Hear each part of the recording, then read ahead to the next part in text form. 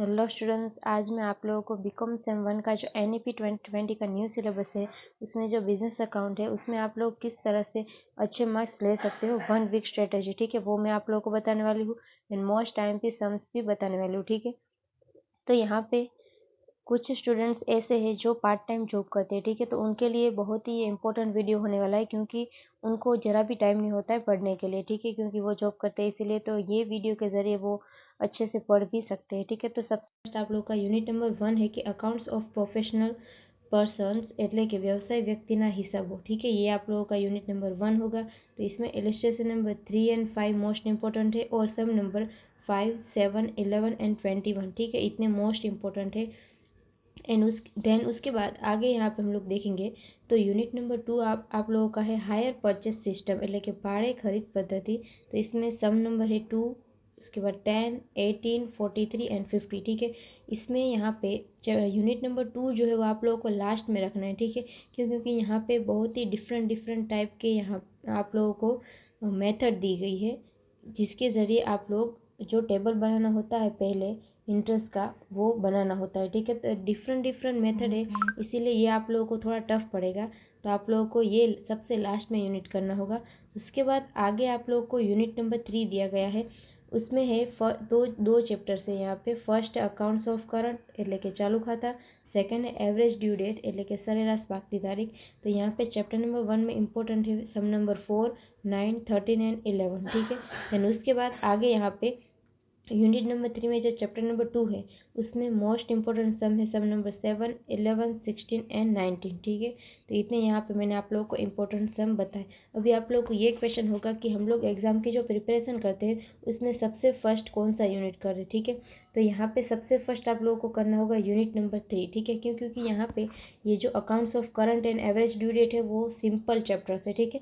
सिर्फ उसमें कंसेप्ट क्या है वो आप लोगों को पता होना चाहिए। अगर पता चल गया तो बाद में ये दोनों चैप्टर आप लोगों को एकदम से इजी लगेंगे, ठीक है। और ये दोनों चैप्टर शॉर्ट भी है तो इसमें आप लोग अच्छे से कवर कर सकते हो, ठीक है। देन उसके बाद नेक्स्ट आप लोगों को यहाँ पे यूनिट नंबर 4 करना है, ठीक है, जो रिपेमेंट अकाउंट वाला है वो, ठीक है, वो आप लोगों को यूनिट नंबर 4 हो जाएगा। तो उसके बाद उसकी प्रिपरेशन करनी होगी। देन उसके बाद आप लोगों को यूनिट नंबर 1 की प्रिपरेशन करनी है जो पहले अभी हम लोगों ने देखा वो, ठीक है। उसके बाद लास्ट में आपको सेकेंड नंबर का जो यूनिट है उसकी प्रिपरेशन करनी होगी, ठीक है। तो इस तरह से यहाँ पे ये चारों के चारों यूनिट की प्रिपरेशन इस तरह से करनी है। सबसे फर्स्ट यूनिट नंबर 3, उसके बाद 4, उसके बाद 1 एंड उसके बाद 2, ठीक है, इस तरह से करनी है। जो भी ये वीडियो देख रहा है वो जल्दी से चैनल को सब्सक्राइब कर दे और वीडियो को लाइक और शेयर करना मत भूलना। तो अभी हम लोग आगे बढ़ेंगे। तो उसके बाद यूनिट नंबर 4 है रिप्लेसमेंट अकाउंट, ठीक है। ये जो चैप्टर है उसमें किस तरह से होता है तो पूरा एक जो स्ट्रक्चर होता है वो आप लोगों को लर्न करना होता है। अगर वो आप लोगों को आ गया तो इसका मतलब इस चैप्टर के सभी सम्स आप लोगों को आ ही जाएंगे, ठीक है, यानी कि इस यूनिट के सभी सम्स ऑलरेडी आप लोगों को क्लियर हो जाएंगे। और यहाँ पे इम्पोर्टेंट सम नंबर है 3, 5, 7, 9 और 14, ठीक है। ये सभी इम्पोर्टेंट सम है, ये आप लोगों को खास ध्यान दे के समझना है। और हाँ, अगर आप लोगों को यानी कि ये जो अकाउंट है बिजनेस अकाउंट कोई भी चैप्टर सीखना है ऑलरेडी मेरी चैनल में अवेलेबल है। मैंने 1 के NEP 2020 का जो बिजनेस और अकाउंट है उसके सभी chapters के वीडियो ऑलरेडी डाले ही, ठीक है। तो आप लोग मेरे चैनल की प्लेलिस्ट में जाके ऑलरेडी देख सकते हो, ठीक है। उसके बाद यहाँ पे हम लोग आगे बढ़ेंगे। तो आप लोगों को ये क्वेश्चन होगा कि पेपर स्टाइल किस तरह से होगा। तो पेपर स्टाइल मैंने इन डिटेल में बताया है, जो यूनिवर्सिटी की वेबसाइट के अकॉर्डिंग उन लोगों ने जो सर्कुलर बाहर सर्कुलेट किया है उसके ज़रिए ही मैंने आप लोगों को समझाया डिटेल में, ठीक है। तो वो उसके ऊपर भी मैंने एक वीडियो बनाया है, वो भी आप लोग देख सकते हैं। तो उसमें आप लोगों को डिटेल में इन्फॉर्मेशन यहाँ पे अभी हम लोग देखेंगे। तो यूनिट नंबर 1 जो है आप लोगों का उसमें से 10 मार्क्स का या तो फिर बड़ा क्वेश्चन आएगा या तो फिर और में क्या आएगा तो 5 मार्क्स के 2 क्वेश्चन होंगे कंपलसरी, ठीक है। या तो 10 मार्क्स का आप लोग अटेम्प्ट करो या तो फिर 5 मार्क्स के 2 अटेम्प्ट करो, ठीक है, इस तरह से आएगा। यानी कि यूनिट नंबर 1 में से टोटल 10 मार्क्स का हो जाएगा। उसके बाद यूनिट नंबर 2 में भी सेम है कि 10 मार्क्स का बड़ा सम आएगा या तो फिर उसकी और में 5 मार्क्स के छोटे सम आएंगे। तो आपके ऊपर है कि आप लोगों को कौन सा आता है सम नंबर। अगर बड़ा आता है, अगर आप बड़े सम्स की प्रैक्टिस करें तो उसमें छोटे सम्स भी 5 मार्क्स के आ जाएंगे, ठीक है।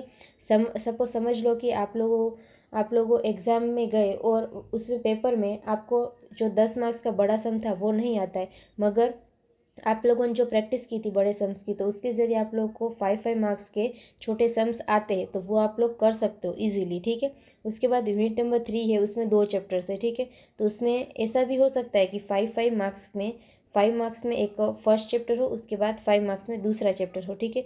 और में क्या हो सकता है, 10 मार्क्स का एक बड़ा सम होगा, वो चैप्टर नंबर 3 में से, यानी कि चैप्टर नंबर 1 में से भी हो सकता है या तो फिर 2 में से भी हो सकता है, ठीक है। ये तो यहाँ पे कोई भी हो सकता है, तो वो पेपर सेटर के ऊपर डिपेंड करता है। तो यानी कि यहाँ पे आप लोगों को कोई भी स्किप नहीं करना है, ठीक है। Accounts of current and average due date जो है वो दोनों के दोनों चैप्टर एकदम ईजी है, तो आप लोगों को सिर्फ ध्यान दे के समझना है, ठीक है।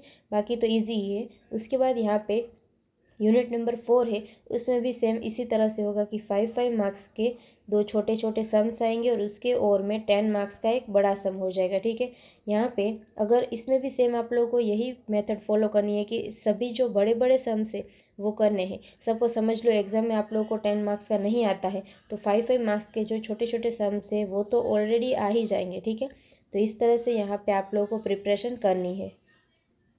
देन उसके बाद यहाँ पे आप लोगों का टोटल हो जाएगा 50 मार्क्स का पेपर, ठीक है। तो यहाँ पे 50 मार्क्स का जो पेपर होगा उसमें यूनिट नंबर 1 में से 10 मार्क्स का, यूनिट नंबर 2 में से 10, यूनिट नंबर 3 में से 10, यूनिट नंबर 4 में से भी 10। तो अभी जो 10 मार्क्स का रिमेनिंग बचा उसमें क्या आएगा, तो उसमें यूनिट नंबर 1 से लेके 4 तक का कुछ भी आ सकता है। सपोज समझ लो MCQ भी आ सकता है, फिलिंग द ब्लैंक्स भी आ सकता है, या तो फिर ट्रू और फॉल्स भी आ सकता है, ठीक है। એટલે કે વિકલ્પો પણ આવી શકે, ખાલી જગ્યા પણ આવી શકે અને ખરા ખોટા પણ આવી શકે। और हाँ, यहाँ पे 1 लाइनर के क्वेश्चंस भी आप लोगों को पूछ सकते हैं, ठीक है। तो आप लोगों को ये 50 मार्क्स का पेपर इस तरह से तैयार करना है। सबसे फर्स्ट अगर आप लोग ये सारे यूनिट कर रहे हो, ठीक है, पहले आप लोगों को करना होगा यूनिट नंबर 3, उसके बाद यूनिट नंबर 4 करना है, उसके बाद यहाँ पे थर्ड नंबर का करना होगा यूनिट नंबर 1, और उसके बाद करना होगा यूनिट नंबर 2, ठीक है। इस तरह से आप लोगों को करना है। मगर उससे पहले आप लोगों को क्या करना होगा, तो लास्ट के जो 10 मार्क्स है उसमें कुछ भी आ सकता है, MCQ, filling the blanks, true false, ठीक है। 1 लाइनर क्वेश्चंस भी आ सकते हैं। तो सबसे फर्स्ट ये चारों यूनिट्स में जो आप लोगों को यहाँ पे ऑब्जेक्टिव से पहले दिया गया होगा MCQ, ठीक है, या तो फिलिंग द ब्लैंक्स भी हो सकता है, तो वो उसकी आप लोगों को तैयारी पहले कर देनी है, ठीक है। क्योंकि ये जो 10 मार्क्स है उसकी तैयारी करने में बहुत टाइम आपका नहीं जाएगा। तो इससे यानी कि ये सभी जो यूनिट्स है उसकी तैयारी में पहले क्या करना है, तो ये 10 मार्क्स का MCQ, फिलिंग द ब्लैंक्स जो भी दिया गया है वो करना है। उसके बाद यूनिट वाइज जाना है, ठीक है। पहले आप लोगों को करना होगा यूनिट नंबर 3, उसके बाद यूनिट नंबर 4 करना है, उसके बाद यूनिट नंबर 1 करना है, उसके बाद आप लोगों को यूनिट नंबर 2 करना होगा। तो इस तरह से यहाँ पे पूरे का पूरा स्ट्रक्चर है और इसी तरह से आप लोगों को प्रिपरेशन करनी होगी। तो अभी यहाँ पे जितने भी मोस्ट टाइम के सम्स थे वो सभी मैंने आप लोगों को बता दिए, ठीक है। तो इसी तरह से आप लोगों को प्रिपरेशन एग्जाम के लिए करनी होगी। I hope you understand and thank you all.